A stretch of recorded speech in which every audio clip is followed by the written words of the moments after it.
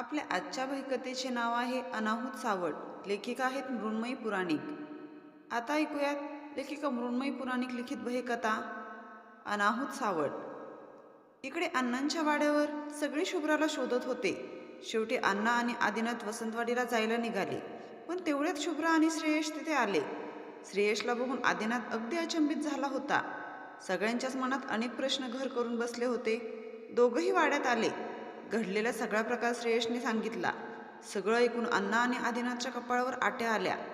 असलं काहीतरी घडेल याची त्यांना अपेक्षाच नव्हती. आदिनाथला त्याहूनही जास्त आश्चर्य श्रेयशला बघून झालं होतं. श्रेयश, तू इथे कसा काय? न राहून आदिनाथने विचारलं. मी आजोबांचं राहिलेलं काम पूर्ण करायला आलोय, श्रेयश म्हणाला. म्हणजे मला काही कळालं नाही आदिनाथ. एक मिनिट, म्हणजे तुम्ही आप्पा अग्निहोत्र्यांचे नातू, बरोबर? आपलं फोनवर बोलणं झालं होतं. आदिनाथचं बोलणं अर्धवट तोडत अण्णा म्हणाले. हो, बरोबर ओळखलं. मी आप्पांचा नातू श्रेयश. शुभ्रा आणि आदिनाथ त्या दोघांचं बोलणं आवाजून ऐकत होते. हे सगळं आता फार गुंतागुंतीचं झालं होतं. श्रेयशने आदिनाथ आणि शुभ्राची परिस्थिती समजून घेत तणाव कमी करण्यासाठी हसूनच बोलला.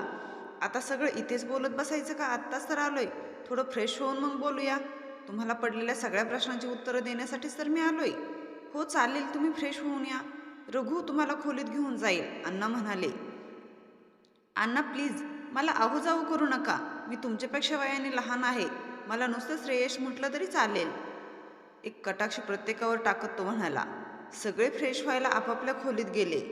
शुभ्राच्या मनात मात्र असंख्य प्रश्नांमुळे आणि भीतीमुळे काहून माजलं होतं. त्या वाड्याचा विचार जरी मनात आला तरी तिच्या अंगावर काटा येत होता. सकाळी जर श्रेयश आला नसता तर काय झालं असतं याचा विचारही तिला करवत नव्हता.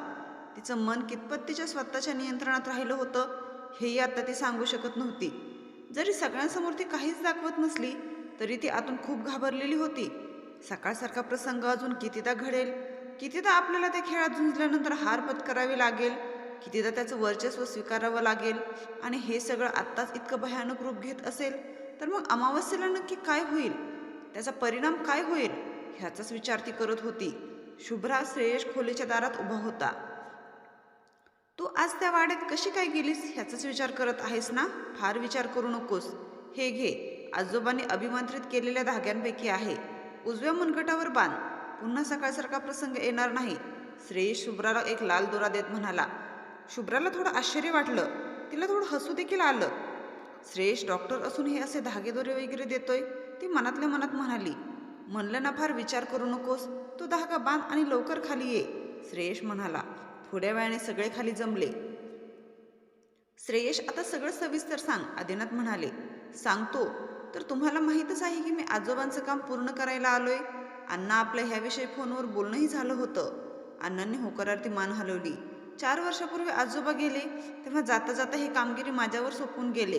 त्यांना माहीत होतं आज न उद्या असा प्रसंग येणारच. ते फार काळ वाड्यात बंदिस्त राहणार नाही, श्रेयश म्हणाला. मग आता त्याला परत त्या तळघरात बंदिस्त करायचं का? अण्णा म्हणाले. ते आता शक्य नाही. म्हणजे म्हणजे इतकी वर्षे ते तळघरात बंद होतं. इतकी वर्ष त्याने वाट बघितली होती. ते आता चवताळलंय. 8 जणांना त्याने आपलं सावज देखील बनवलंय. त्याची ताकद कित्येक पटीनं वाढली आहे. त्यामुळे त्याला बंदिस्त करणं आता शक्य नाही. आपल्याला ह्यावेळी त्याला संपवावंच लागेल, श्रेयश म्हणाला. हो, पण जे काम आप्पा करू शकले नाही ते आपण कसं करणार, अण्णा म्हणाले. अण्णा आजोबा त्यावेळी त्याला संपू शकले नाहीत. त्यांनी फक्त त्याला कैद केलं, हे सत्य आहे. पण हे केवळ अर्धसत्य आहे.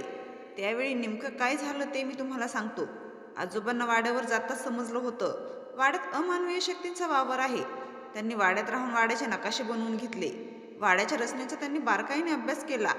तेव्हा त्यांना समजलं की वाड्याची रचना चुकीच्या पद्धतीची आहे. या चुकीच्या रचनेमुळे वाड्यात सकारात्मक ऊर्जेचा नसून नकारात्मक ऊर्जेचा वावर आहे. आणि ह्या ऊर्जेचा स्रोत म्हणजे ते तळघर. आपल्या आजूबाजूला होणारे भौतिक बदल आपल्याला तरी जाणवत नसले तरी ते सतत होतच असतात. बऱ्याच वेळा सामान्य माणसाचं लक्षसुद्धा अशा गोष्टींकडे जात नाही.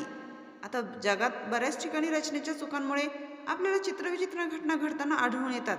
पण ते तिथपर्यंतच मर्यादित असतं.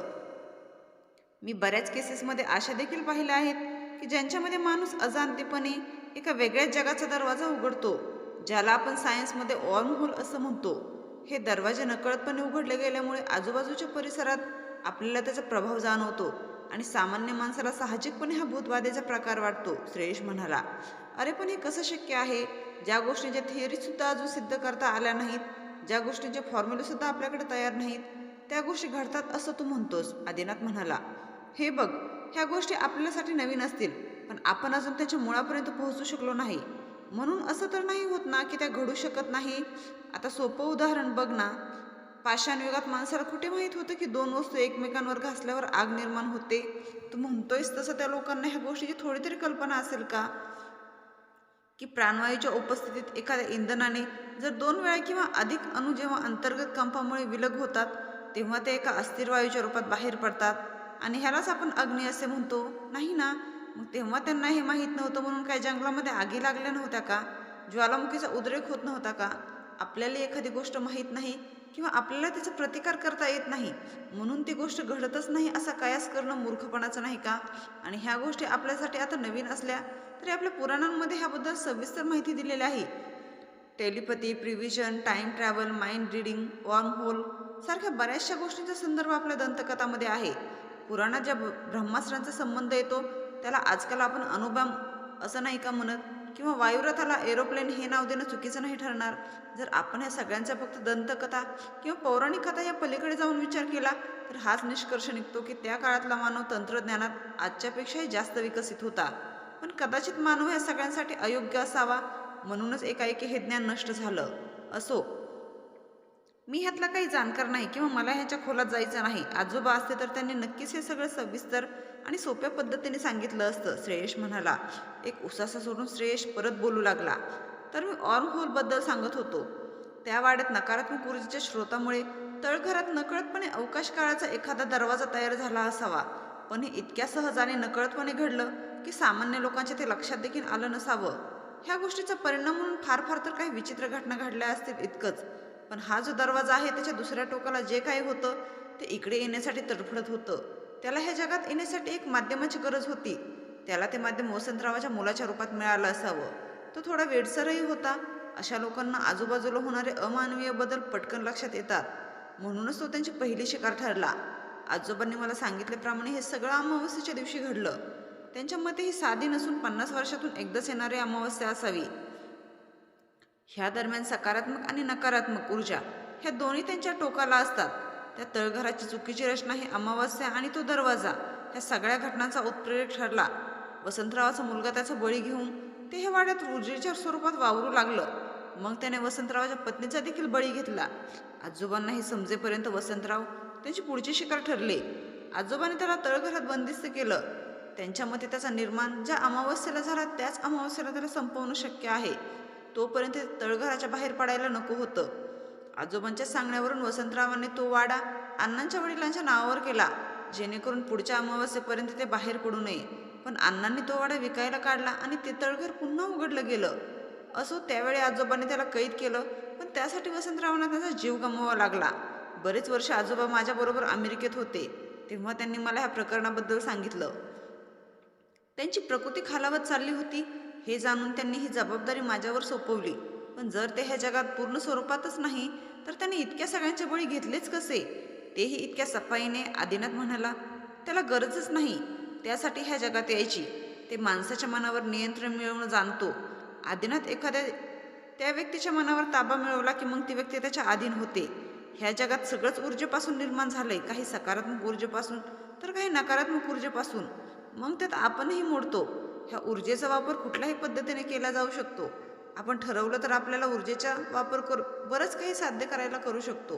पण आपल्या ऊर्जेच्या वापराला काही मर्यादा असतात. त्या मर्यादा आपल्या अवयवांमुळे, इंद्रियांमुळे इतकंच नाही तर आपल्या शरीर रचनेमुळे देखील तयार होतात. पण त्यांच्या ऊर्जेच्या साठ्याला काही मर्यादाच नाही. त्यांचं शरीर फक्त ऊर्जेपासून बनलंय असं म्हणणं चुकीचं ठरणार नाही. एक अशी ऊर्जा जिला स्वतःचा मेंदू आहे पण त्यावर काही मर्यादा नाहीत. ती स्वतः विचार करू शकते, पण तिच्यामध्ये तिच्या व्यतिरिक्त बाकीच्यांच्या अस्तित्वाला किंमत नाही. ती अशी ऊर्जा आहे जी फक्त समोरच्याला संपवणं जाणते, श्रेयश म्हणाला. श्रेयशचं बोलणं सगळे चकित ऐकत होते. बऱ्याच प्रश्नांची उत्तरे मिळाली होती, पण त्याचबरोबर आणखीन नवे प्रश्न निर्माण झाले होते. आदिनाथ आणि शुभ्रासाठी तर हे फारच विचित्र होतं. त्यांच्या चेहऱ्यावरील हावभाव श्रेयशने ओळखले आणि पुढे बोलला, मला कळतंय हे तुमच्यासाठी फार विचित्र आहे. मी गेली 4 वर्ष कुठं होतो आणि आजोबांनी मला काय सांगितलं हेच प्रश्न तुम्हाला पडले असतील, बरोबर ना? सगळ्यांनी फक्त माना डोलवल्या. खरं तर मलाही ह्या गोष्टींचं आश्चर्य वाटायचं. आजोबा जे काही करतात त्याला काही तर्क आहे का याचाच विचार करायचो. पॅरासायकोलॉजिस्ट झाल्यावर मला कळालं की आपलं आणि त्यांचं क्षेत्र फार काही वेगळं नाही. आपण अमानवीय घटनांचा तर्क लावायचा प्रयत्न करतो, पण ते ह्या गोष्टींना गृहीत धरूनच त्यांचा नायनाट लावायचा प्रयत्न करतात. हे समजायला मला वेळ लागला, पण जेव्हा समजलं तेव्हा त्यांच्याप्रती आदर अजूनच वाढला. तसं बघायला गेलं तर आजोबांसारख्या लोकांची कामगिरी आपल्यापेक्षा फार मोठी आहे. एखाद्या आजाराच्या मुळापर्यंत जाऊन काय फायदा जर तो आपल्याला बराच करता आला नाही. आजोबांनी जेव्हा ही जबाबदारी माझ्यावर सोपवली तेव्हा मीही घाबरलोच होतो. पण तेव्हा ते मला म्हणाले की मी माझ्या हातूनच पार पाडावी ही देवाची इच्छा असावी. त्यासाठी मला स्वतःहून काहीच करावं लागणार नाही. वेळ आली की मार्ग मिळेलच, श्रेयश म्हणाला. मग आता पुढे काय करायचं? आदिनाथ म्हणाला. अरे सांगीन ना, इतकी काय घाई आहे? मला आधी थोडी तयारी करावी लागेल. तुम्ही सगळे एक जण काम करा, संध्याकाळी माझ्या खोलीत या, श्रेयश म्हणाला. अरे पण तोपर्यंत सकाळसारखं काही घडलं तर? आदिनाथ म्हणाला. काही नाही होणार शुभ्रा, तो धागा अजिबात हातातून काढू नकोस, श्रेयश म्हणाला. हो, पण हे सगळं जर इतकं भयानक असेल तर ह्या एका धाग्याने काय होईल? म्हणजे मला काही हरकत नाही हा धागा घालायला, पण सहज मनात शंका आली म्हणून विचारलं. शुभ्रा मनगटावरच्या धाग्याला गोल गोल फिरवत म्हणाली. हा प्रश्न पडणं साहजिकच आहे.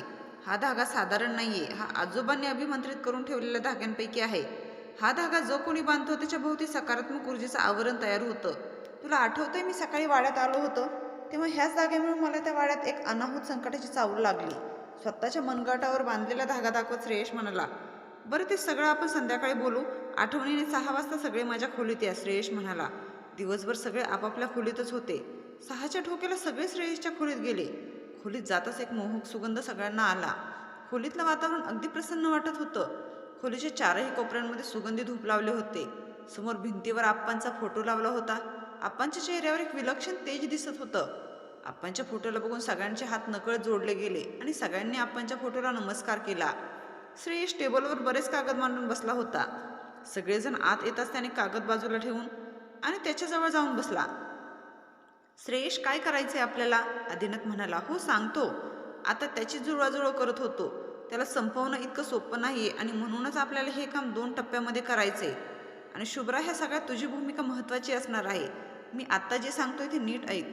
मी जे सांगतोय ते प्रत्येकाला नीट कळालं पाहिजे, कारण आपलं एक जरी पाऊल चुकीचं पडलं तर सगळ्यांच्या जीवाला धोका निर्माण होईल, श्रेयश म्हणाला. हे ऐकताच सगळ्यांच्या कपाळावर आट्या पडल्या. आपल्याला माहीत आहे की ते वाड्यात ऊर्जेच्या स्वरूपात आहे. त्याचं पुढचं सावं शुभ्रा आहे. म्हणजे सध्या तरी तुझ्या मनावर त्याचा ताबा आहे आणि ह्याच गोष्टीचा उपयोग करून आपल्याला पूर्णपणे त्याला ह्या जगात आणायचे. जोपर्यंत ते पूर्णपणे ह्या जगात येत नाही, म्हणजे सोप्या भाषेत सांगायचं झालं तर जोपर्यंत ते भौतिकदृष्ट्या इथे येत नाही तोपर्यंत आपण त्याला संपवू शकत नाही, श्रेयश म्हणाला. पण आपण हे कसं करणार? शुभ्रा म्हणाली. शुभ्रा, ते आता फार काळ शांत बसणार नाही. एकदा नाही तर अनेकदा तू त्याच्या तावडीतून सुटले आहेस. 2 दिवसात म्हणजेच अमावस्येच्या दिवशी ते नक्कीच काहीतरी करेल. त्याआधी आपल्याला पहिला टप्पा पूर्ण करायचा आहे, श्रेयश म्हणाला. म्हणजे नेमकं काय करायचं आहे आपल्याला? आपल्याला त्याला आपल्या जगात बोलवायचं आहे. त्यासाठी आपल्याला त्याचा प्रत्येक मार्ग बंद करायचा आहे ज्याने तो शुभ्राला अप्रत्यक्षपणे मारण्याचा प्रयत्न करू शकतो. एकदा तो मार्ग बंद झाला तर त्यालाही ते येण्याशिवाय गत्यंतरच राहणार नाही. शुभ्रा, आता पहिल्या टप्प्यात आपल्याला काय करायचं ते मी तुला सांगतो. हे काम आपल्याला आत्ताच पूर्ण करायचं आहे, श्रेयश म्हणाला. शुभ्राने मानेने होकार दिला. आज जे आपल्याला करायचं आहे ते त्याला इकडे बोलवण्याची पहिली पायरी असेल आणि 2 दिवसांनी आपल्याला काय करायचे त्याचाही थोडाफार अंदाज तुला येईलच. आज आपल्याला फक्त तुझ्या सुप्त मनावरचा कंट्रोल कमी करायचा आहे. आज मी तुझ्या सुप्त मनाला हायपोन्टिशियमच्या माध्यमातून त्या वाड्यात आणि मग त्या तळघरात पाठवणार आहे, श्रेयश म्हणाला. पण त्याने काय होणार आहे? आदिनाथ म्हणाला. मी म्हटलं ना की आपल्याला 2 दिवसांनी जे करायचं आहे त्याची छोटी पायरी आहे. शुभ्रा एकाच वेळी मनाच्या प्रत्येक पातळीवर त्याचा सामनाही नाही करू शकणार. त्याची शक्ती अफाट आहे, श्रेयश म्हणाला. शुभ्रा, मी तुला हायपोन्टिझमच्या माध्यमातून त्या वाड्यात पाठवणार आहे. एकदा तू त्या वाड्यात गेलीस की मग तुला त्या तळघरात जायचं आहे. एकदा तू तिथे गेलीस की तुझ्या मनावर 2 जणांचा कंट्रोल असेल, एक त्याचा आणि एक तुझा स्वतःचा. कदाचित ह्यावेळी तुला वाडा वेगळा भासेल, भयानक दृश्य दिसतील. कदाचित तुला त्याचा भूतकाळातले पण काही प्रसंग दिसतील, पण तुला त्या तळघरातून आणि मग त्या वाड्यातून बाहेर यायचं आहे. ते पूर्ण प्रयत्न करेल तुला वाड्यातून बाहेर न पडू देण्याचा, पण तुला बाहेर पडायचंच आहे. एक महत्त्वाची गोष्ट लक्षात ठेव. त्याने काही केलं तरी प्रत्यक्ष स्वरूपात सध्या तरी ते काहीच करू शकत नाही. एकदा तू त्या वाड्यातून बाहेर आली म्हणजेच तुझ्या सुप्त मनावर पुन्हा तुझं स्वतःचं वर्चस्व सिद्ध होईल आणि मग आपल्याला पुढचं काम सोपं होईल. तू तयार आहेस ना? हो, मी तयार आहे, शुभ्रा म्हणाली. आदिनाथ, अण्णा, तुम्ही दोघं थोडा वेळ बाहेर थांबा, श्रेयश म्हणाला. आदिनाथ आणि अण्णा बाहेर जाऊन बसले. खोलीतलं वातावरण शांत होतं. श्रेयशने शुभ्राला हातातला धागा थोडा वेळ काढायला सांगितला. ती एका खुर्चीवर डोळे मिटून बसली होती. वातावरणातल्या शांततेत फक्त श्रेयशचा आवाज येत होता. शुभ्रा, आता तू त्या वाड्याजवळ जात आहेस. तुला वाडा दिसला का? श्रेयश म्हणाला. शुभ्राने होकारार्थी मान हलवली. तू आता त्या वाड्यात जाणार आहेस, श्रेयश म्हणाला. तिने पुन्हा मान हलवली. हळूहळू श्रेयशचा आवाज कमी होत होत बंद झाला. वातावरणात एक गूढ शांतता पसरली. शुभ्रा संत पावलं टाकत वाड्याच्या दिशेने जात होती. आज तो वाडा फारच विचित्र भासत होता. शुभ्रा वाड्यात गेली तेव्हा तिथे भयान शांतता पसरली होती. ती हळूहळू तळघराच्या दिशेने जाऊ लागली. तळघराचं दार सताड उघडं होतं. ती दबक्या पावलांनी तळघरात जाऊ लागली. हृदयाचे ठोके विलक्षण वाढले होते. तळघरात आज अंधाराच्या ऐवजी मंद लाल प्रकाश पसरला होता. विलक्षण असं काहीच दिसत नव्हतं, पण कोणीतरी आजूबाजूला असल्याची जाणीव शुभ्राला होत होती. तिने एकदा तळघरात सर्वत्र नजर फिरवली आणि परत जायला निघाली. इतक्यात तिला गुरगुरण्याचा आवाज येऊ लागला. तिने मागे वळून पाहिलं तर तिथे कोणीच नव्हतं. एकाएकी तिला तिचं डोकं जड पडल्यासारखं वाटू लागलं. समोरचे दृश्य क्षणाक्षणाला बदलू लागली. ते पुन्हा तिच्या मनाचा ताबा मिळवण्याचा प्रयत्न करत होतं. हळूहळू समोरचं चित्र पूर्ण बदलू लागलं. तिला सगळं जग रक्तवर्णीय भासू लागलं. भोवतालचा देखावा बदलू लागला. तिने डोळे गच्च मिटून घेतले. काही वेळाने तो आवाज बंद झाला. तिने डोळे उघडून बघितलं तर ती एका वेगळ्याच ठिकाणी होती. त्या ठिकाणी पूर्ण अंधार होता. अंधारात काहीच दिसत नव्हतं. हळूहळू त्या अंधारात एका ठिकाणी एक वलय तयार झालं. ती त्या वलयाच्या दिशेने जात होती. त्या वलयाच्या दुसऱ्या बाजूला एक तळघर होतं आणि तिथे एक मुलगा होता. तो कदाचित वसंतरावांचा मुलगा असावा. तो देखील त्या वलयाकडे चकित होऊन बघत होता. शुभ्राच्या चेहऱ्यावर त्याला बघून एक हिडीस हास्य पसरलं. ती हळूहळू त्या वलयाच्या दुसऱ्या बाजूला जात होती. शुभ्राला बघून तो मुलगा फार घाबरला होता. तो तळघराच्या बाहेर जायचा प्रयत्न करत होता, पण इतक्यात शुभ्राने तिच्या अणकुचीदार नखाने त्याच्यावर वार केला. तो तिथेच गतप्राण होऊन खाली पडला. शुभ्राला समजत होतं की ती जे काही बघतीये ती त्याच्या दृष्टीतून बघतीये. ती त्याला प्रतिकार करायचा प्रयत्न करत होती, पण सध्या तरी त्याचं वर्चस्व तिला प्रकर्षाने जाणवत होतं. एकाएकी समोरचं दृश्य पुन्हा बदलू लागलं. आता शुभ्रा तळघरात नसून वाड्याच्या गच्चीवर होती. तिला सगळं रक्तवर्णीय दिसत होतं. समोर एक स्त्री उभी होती. ती कदाचित शाल्मली वैद्य असावी. ती शुभ्राला बघून खूप घाबरली होती. जसजशी शुभ्रा पुढे सरकत होती तसतशी ती मागे मागे जात होती. एकाएकी तिचा तोल गेला आणि ती वाड्याच्या गच्चीवरून खाली पडली. तिला बघून शुभ्राच्या चेहऱ्यावर विकृत आनंद दिसत होता. असेल तिला वाड्यात झालेला प्रत्येक मृत्यू त्याच्या नजरेतून दिसत होता. ती त्या चक्रातून बाहेर पडण्याचा प्रयत्न करत होती, पण तिला ते जमत नव्हतं. तिला श्रेयसचे शब्द आठवले. ते तुला प्रत्यक्षपणे काहीच करू शकणार नाही. शुभ्राने तसेच पुन्हा आपले डोळे मिटून घेतले. बराच वेळ ती तशीच डोळे बंद करून होती. काही वेळाने तिने डोळे उघडले तर ती तळघरातच होती. अजूनही गुरगुरण्याचा आवाज येतच होता. ती तळघराच्या बाहेर जायला धावली. कानावर एकसारखा आवाज येतच होता. ती तशीच तळघराच्या बाहेर आली. वाड्याबाहेर येताच ती दचकून जागी झाली. तिचा श्वास घेण्याचा वेग विलक्षण वाढला होता. हृदय जोरात धडधडत होतं. तिने आजूबाजूला बघितलं तर ती अजूनही खुर्चीत बसली होती. थोडा वेळ ती तशीच बसून होती. श्रेयसने तिला तो धागा पुन्हा बांधायला सांगितला. ती थोड्या वेळाने नॉर्मल झाल्यावर श्रेयसने विचारले, तू तिथे काय बघितलं ते आता मला सविस्तर सांग. शुभ्राने सगळं सविस्तर सांगितलं. तुला आता कळालंच असेल, त्याला इथे बोलवणं सोपं काम नाही. ह्यावरून आपण अंदाज लावू शकतो की जे आधी झालं तेच पुढच्या अमावस्येला पण होणार. दरवेळी एक जणच त्याच्या ऊर्जेचा होस्ट असतो आणि बाकीचे त्याचे सावज. ह्यावेळी तू त्याची होस्ट असणार आहेस आणि कदाचित आम्ही सगळे त्याचा सावज. असो, आजचं काम नीट पार पडलं. ह्यापेक्षा महत्त्वाचं काम आपल्याला अमावस्येला करायचं आहे, श्रेयस म्हणाला.